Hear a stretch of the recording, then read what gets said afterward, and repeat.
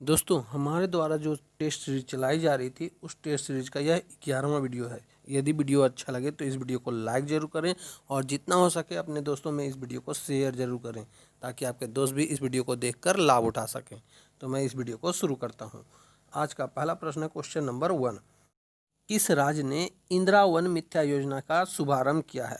दोस्तों यह current affairs का क्वेश्चन है और वेरी वेरी इंपॉर्टेंट क्वेश्चन है। हमारे द्वारा जो भी क्वेश्चन लाया जाता है वह एग्जाम में पूछे जाने की संभावना बहुत ज़्यादा है। तो जितना हो सके इस वीडियो को शुरू से अंत तक देखें और सभी प्रश्नों का आंसर कर सकें। इसके लिए मैं 5 सेकंड का भी समय देते रहता हूँ। तो इस प्रश्न का सही उत्तर क्या हो जाएगा? तो इस प्रश्न का सही उत्तर है छत्तीसगढ़। इंदिरा वन मिथ्या योजना छत्तीसगढ़ सरकार के द्वारा शुरू की गई है।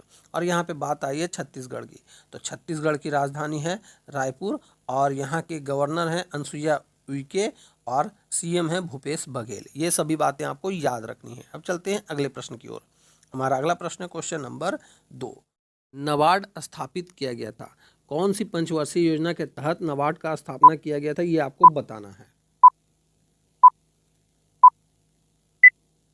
तो दोस्तों इस प्रश्न का सही उत्तर हो जाएगा ऑप्शन नंबर सी, छठी पंचवर्षीय योजना के तहत नाबार्ड की स्थापना हुई थी। अब यहाँ पे बात आ रही है नाबार्ड की। तो नाबार्ड का फुल फॉर्म है national bank for agriculture and rural development. ये आपको याद रखना है और इसकी स्थापना हुई थी 12 जुलाई 1982 को। ये भी आपको याद रखना है। अब चलते हैं अगले प्रश्न की ओर। हमारा अगला प्रश्न है क्वेश्चन नंबर 3। सती प्रथा को किसके द्वारा निषिद्ध किया गया था? तो दोस्तों इस प्रश्न का सही उत्तर हो जाएगा option number C, Lord William Bentinck के द्वारा सती प्रथा को निषिद्ध किया गया था। अब चलते हैं अगले प्रश्न की ओर। हमारा अगला प्रश्न क्वेश्चन नंबर 4। निम्न में से कौन सा मनुष्यों में एक आपातकालीन हार्मोन है? वेरी वेरी इंपॉर्टेंट क्वेश्चन है। आपातकालीन हार्मोन कौन है मनुष्यों में? तो दोस्तों इस प्रश्न का सही उत्तर हो जाएगा ऑप्शन नंबर सी, अधिवृक्क। अब चलते हैं अगले प्रश्न की ओर। हमारा अगला प्रश्न क्वेश्चन नंबर 5। किस जानवर के साथ मानव टकराव पर राष्ट्रीय पोर्टल सुरक्ष लॉन्च किया गया है? तो दोस्तों इस प्रश्न का सही उत्तर हो जाएगा ऑप्शन नंबर ए, हाथी। सुरक्ष लॉन्च किया गया है हाथी के लिए। अब चलते हैं अगले प्रश्न की ओर। हमारा अगला प्रश्न क्वेश्चन नंबर 6।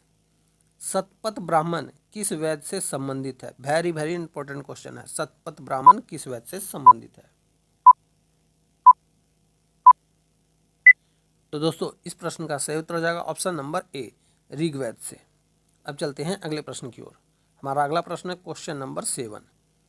जब ग्रेनाइट चट्टानें रूपांतरित होती है तो यह बनाती है, क्या बनाती है ये आपको बताना है। तो दोस्तों यह बनाती है नीस, यानी ऑप्शन नंबर बी इस प्रश्न का सही उत्तर हो जाएगा। दोस्तों यदि आपको वीडियो अच्छा लगे तो इस वीडियो को लाइक जरूर करें और जितना हो सके अपने दोस्तों में इस वीडियो को शेयर जरूर करें ताकि आपके दोस्त भी इस वीडियो को देखकर लाभ उठा सकें। अब चलते हैं अगले प्रश्न की ओर। हमारा अगला प्रश्न क्वेश्चन नंबर 8। विधान परिषद की सदस्यता के लिए न्यूनतम आयु सीमा कितनी होती है ये आपको बताना है।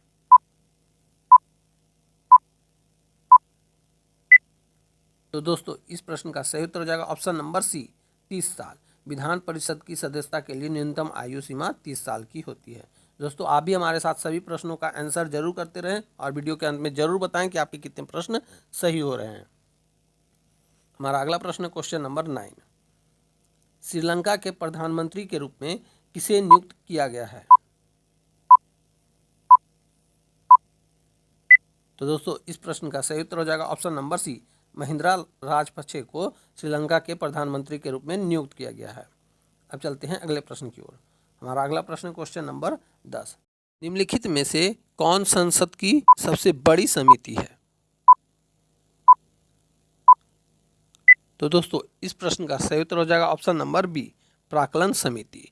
और लोकसभा अध्यक्ष प्राक्कलन समिति की नियुक्ति करता है, ये भी आपको याद रखना है। और यह संसद में पारित होने वाले वित्तीय विभाग की निगरानी करता है।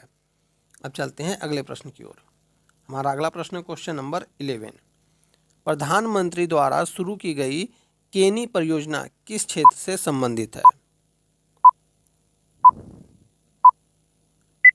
तो दोस्तों इस प्रश्न का सही उत्तर हो जाएगा ऑप्शन नंबर डी, पनडुब्बी ऑप्टिकल फाइबर केबल। केनी परियोजना संबंधित है पनडुब्बी ऑप्टिकल फाइबर केबल से। अब चलते हैं अगले प्रश्न की ओर। हमारा अगला प्रश्न है क्वेश्चन नंबर 12। मलक्का जलडमरू किन दो देशों के बीच स्थित है?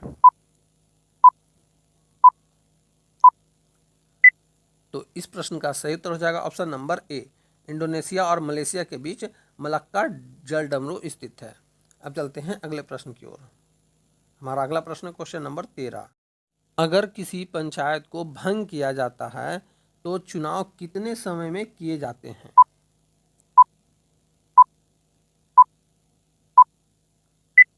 तो दोस्तों इस प्रश्न का सही उत्तर हो जाएगा ऑप्शन नंबर बी, 6 महीने के भीतर।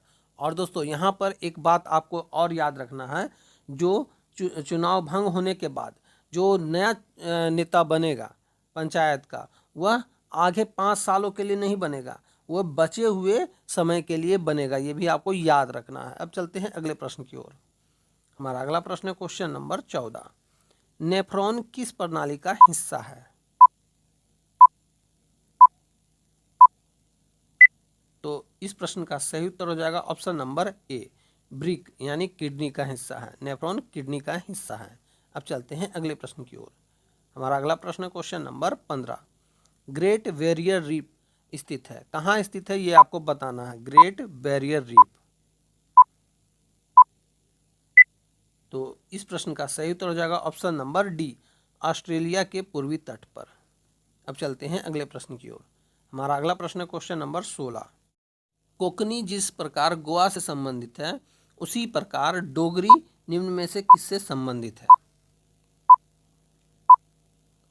तो दोस्तों इस प्रश्न का सही उत्तर हो जाएगा option number C, Jammu Kashmir से। अब चलते हैं अगले प्रश्न की ओर। हमारा अगला प्रश्न क्वेश्चन नंबर 17। निम्नलिखित में से कौन ब्रिक्स का सदस्य नहीं है? यहाँ ब्रिक्स का सदस्य कौन नहीं है ये आपको बताना है।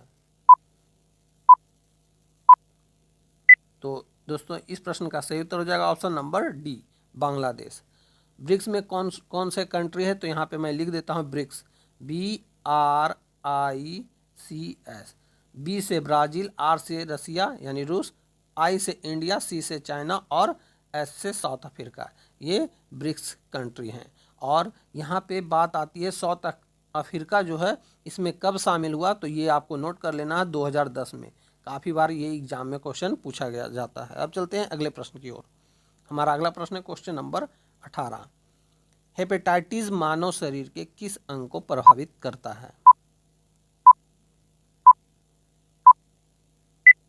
तो दोस्तों इस प्रश्न का सही उत्तर हो जाएगा ऑप्शन नंबर ए, यकृत को। हेपेटाइटिस मानव शरीर के यकृत को प्रभावित करता है। अब चलते हैं अगले प्रश्न की ओर।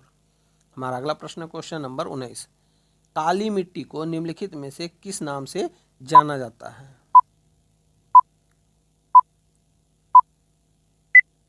तो दोस्तों इस प्रश्न का सही उत्तर हो जाएगा ऑप्शन नंबर डी, रेगुर मिट्टी। काली मिट्टी को रेगुर मिट्टी के नाम से भी जाना जाता है। अब चलते हैं अगले प्रश्न की ओर। हमारा अगला प्रश्न क्वेश्चन नंबर 20। सबसे बड़ा महासागर है कौन है ये आपको बताना है। सबसे बड़ा महासागर। तो दोस्तों इस प्रश्न का सही उत्तर हो जाएगा ऑप्शन नंबर बी, प्रशांत महासागर।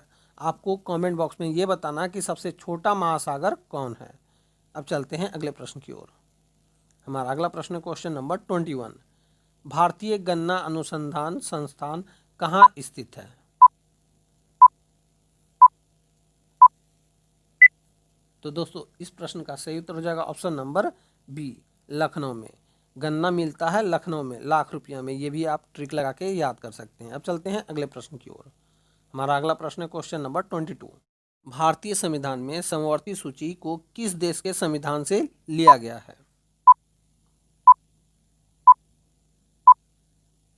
तो दोस्तों इस प्रश्न का सही उत्तर हो जाएगा ऑप्शन नंबर डी, ऑस्ट्रेलिया से। अब चलते हैं अगले प्रश्न की ओर। हमारा अगला प्रश्न क्वेश्चन नंबर 23। भारतीय संविधान के अधिकार का स्रोत है, क्या है ये आपको बताना है। भारतीय संविधान के अधिकार का स्रोत। तो दोस्तों इस प्रश्न का सही उत्तर हो जाएगा भारत के लोग ही भारतीय संविधान के अधिकार का स्रोत है। अब चलते हैं अगले प्रश्न की ओर। हमारा अगला प्रश्न क्वेश्चन नंबर 24। चीन में उष्णकटिबंधीय चक्रवात को किस नाम से जाना जाता है?